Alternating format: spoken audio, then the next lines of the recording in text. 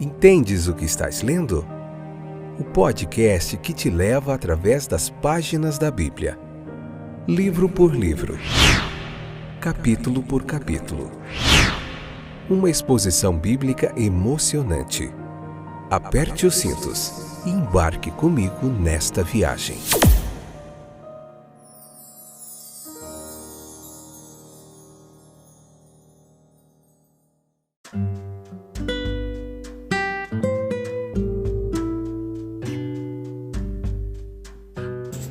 Olá, estou de volta, eu sou o Fábio e este é mais um episódio do podcast Entendes o que estás lendo.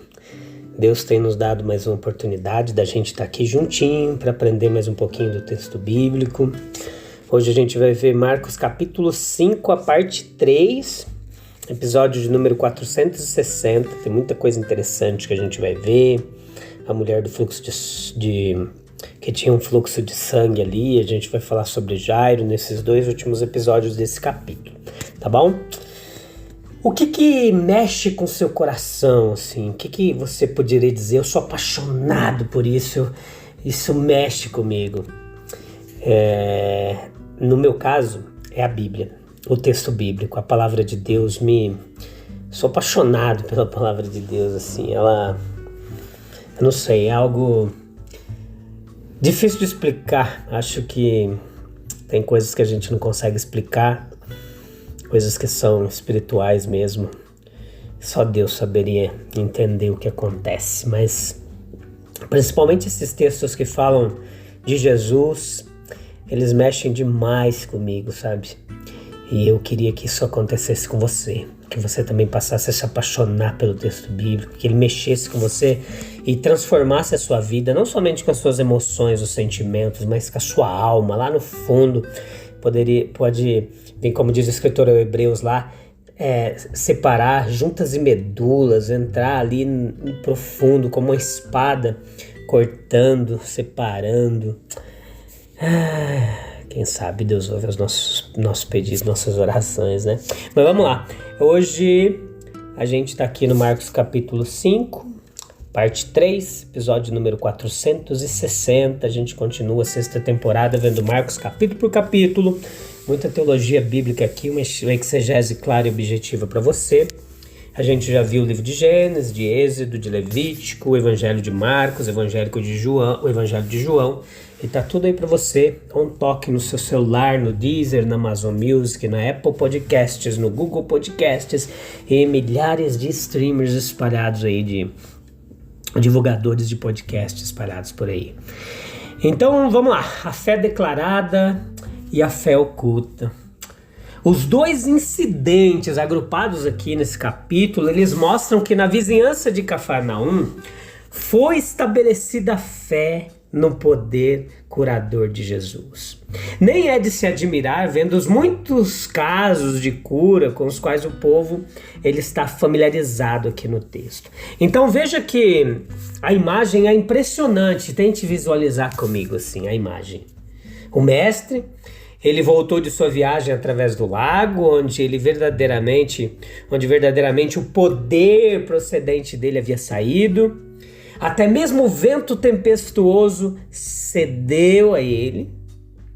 E agora uma multidão se reúne em torno dele, ele está de pé, à beira-mar, falando, quando um dos principais da sinagoga ali, um dos líderes principais ali, de nome Jairo, veio procurá-lo.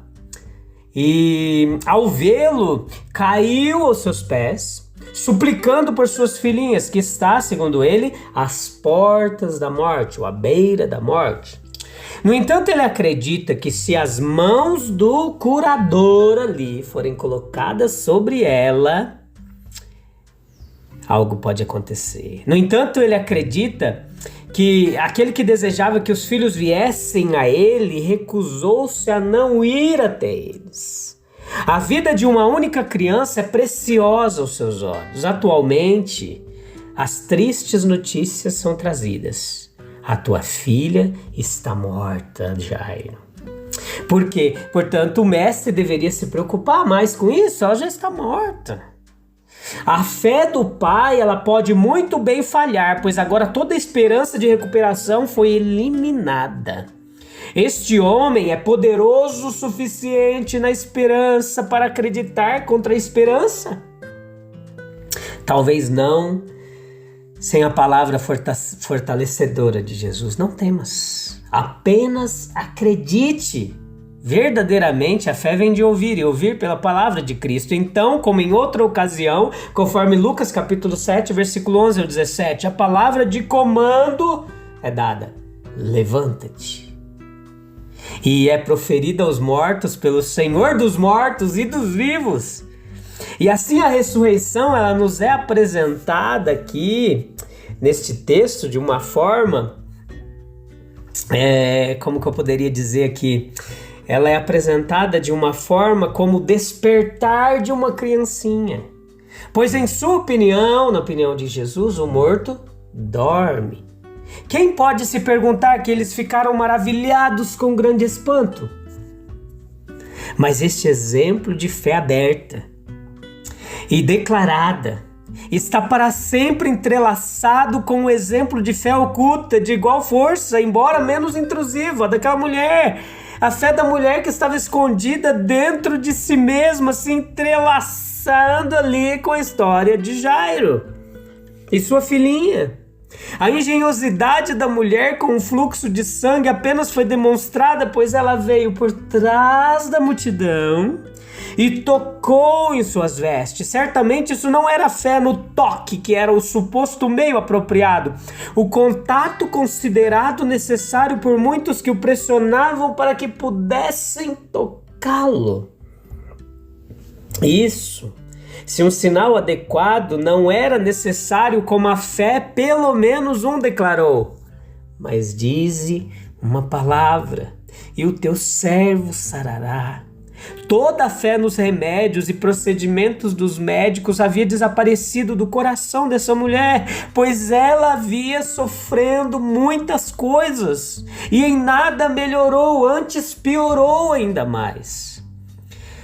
Mas neste curador ela acreditou, e sua fé, que o Senhor detectou tão verdadeiramente quanto percebeu em si mesmo que o poder de cura que poderia proceder dele sozinho havia saído. Quem dos muitos que me cercam me tocou?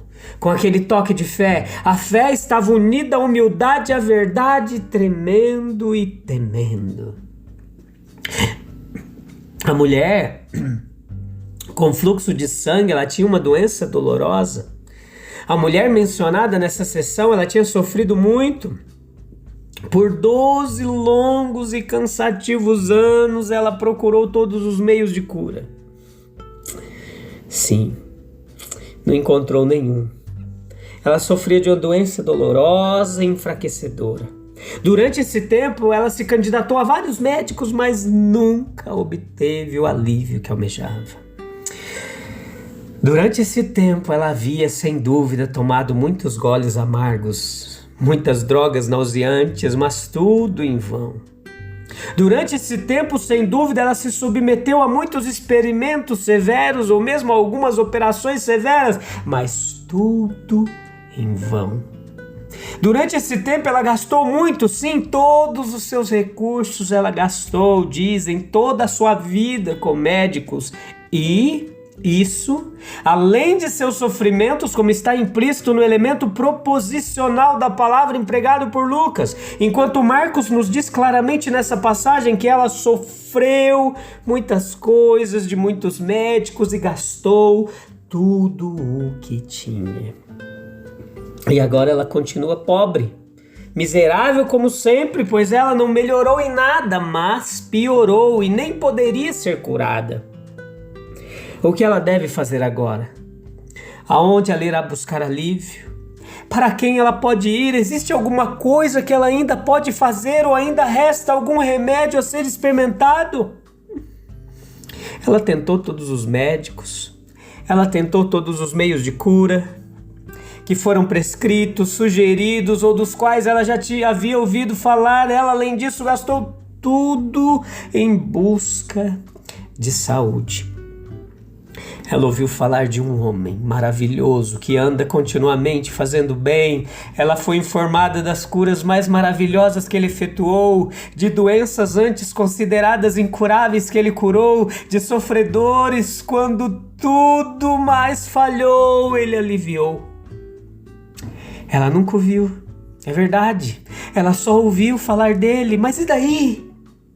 Embora ela não tenha visto, ela não tem motivos para duvidar dos relatos que ouviu sobre ele. Ela não tem motivos para duvidar da grandeza de seu poder, da força de sua misericórdia, de acordo com esses relatos. Ela acredita na precisão desses relatórios, ela tem confiança nele.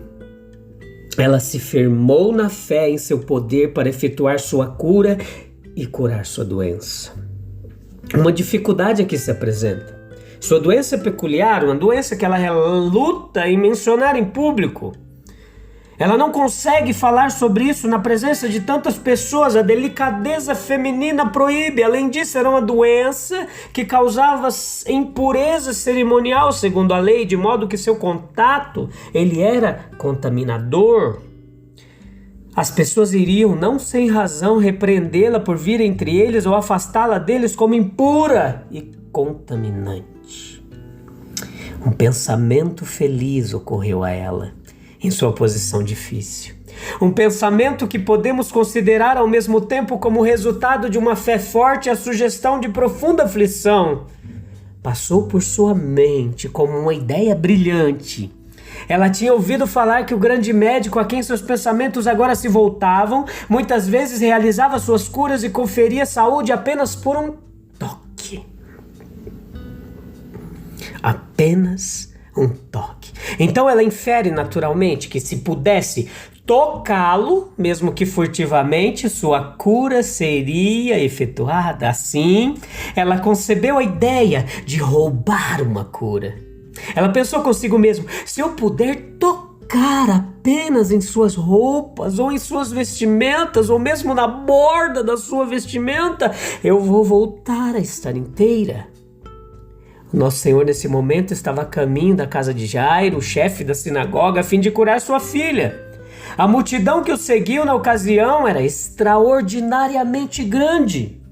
Foi reunida pelo respeito ao ilustre funcionário cuja filha estava tão doente, como também pela lembrança de milagres passados e pela perspectiva de ver o desempenho de um outro milagre acontecer diante de seus olhos. Por mais densa que fosse a multidão, ela manteve seu propósito, avançando através dela, abrindo caminho até chegar ao lado dele.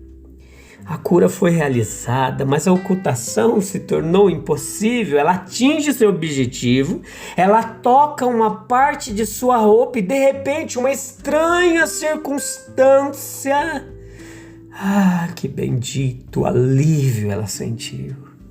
A doença de muitos anos foi curada, o problema da hemorragia foi estancado, a dor e o sofrimento, de repente, instantaneamente cessaram. Mas uma circunstância inquietante ainda permanece. Uma questão de alguma inquietação agora precisa ser superada. Ela está curada, é verdade, mas está aterrorizada com sua própria temeridade. Ela fica alarmada ao ver Jesus olhando em volta com curiosidade e o ouve perguntando seriamente aos que o cercam: quem me tocou?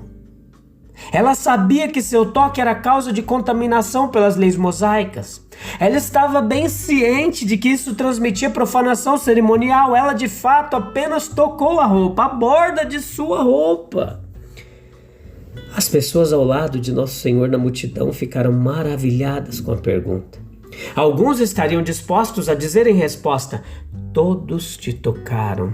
E outros novamente estariam inclinados a pensar e dizer, quando expressaram o seu pensamento: nenhum te tocou. Por fim, depois que todos negaram, Pedro, como sempre, impossível, agindo como porta-voz dos discípulos, disse: mestre, a multidão te aperta, ela te pressiona por todos os lados e dizes tu: quem me tocou? Não, diz o nosso Senhor. Todas as pessoas nessa grande multidão realmente se aglomeram ao meu redor. E ainda assim, apenas uma me tocou. Alguém me tocou. O nosso Senhor olhou em volta para descobrir o único indivíduo em toda aquela multidão que o havia tocado. Por fim, seus olhos pousaram naquela mulher envergonhada e assustada quando olha, em vez de uma repreensão por sua temeridade, em vez de uma repreensão severa por tamanha audácia demonstrada por ela, em vez de uma repreensão severa pelo seu toque, em vez de culpá-la por sua presunção, em vez de uma única expressão indelicada de qualquer tipo, ele elogia sua fé, confirma sua cura, ratifica seu desejo e alegra seu coração com essas palavras graciosas. Tem bom ânimo, filha. A tua fé te salvou. Vai em paz. A primeira coisa que aprendemos com isso é que ao vir a Cristo e buscar a cura dele, deve haver um contato real e de um tipo peculiar. Todas as pessoas da grande multidão que seguiram nosso Senhor nessa ocasião estavam perto dele comparativamente. Algumas estavam bem próximas dele, no entanto, apenas um benefício derivado dele.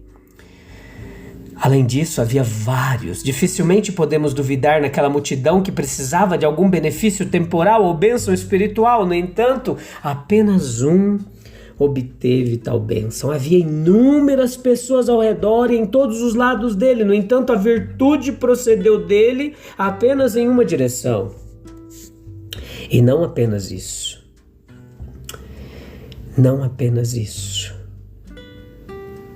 Um mero contato em si não é suficiente. Uma conexão inteligente, um contato especial e espiritual é necessário. Muitos se aglomeraram, pressionaram e apertaram nosso Salvador, mas apenas um o tocou no sentido verdadeiro e apropriado da palavra. Os motivos que moviam aquela multidão eram vários. Alguns foram levados sem pensar, junto com a massa de pessoas que formavam a procissão. Eles foram com a multidão. Outros, e talvez a maior parte, foram atraídos pela curiosidade. Elas desejavam ver algum milagre, ou eles tinham coceira nos ouvidos e esperavam ouvir alguma declaração surpreendente. Outros, novamente, foram sem dúvida atraídos para a multidão por sentimentos de admiração pelo Salvador.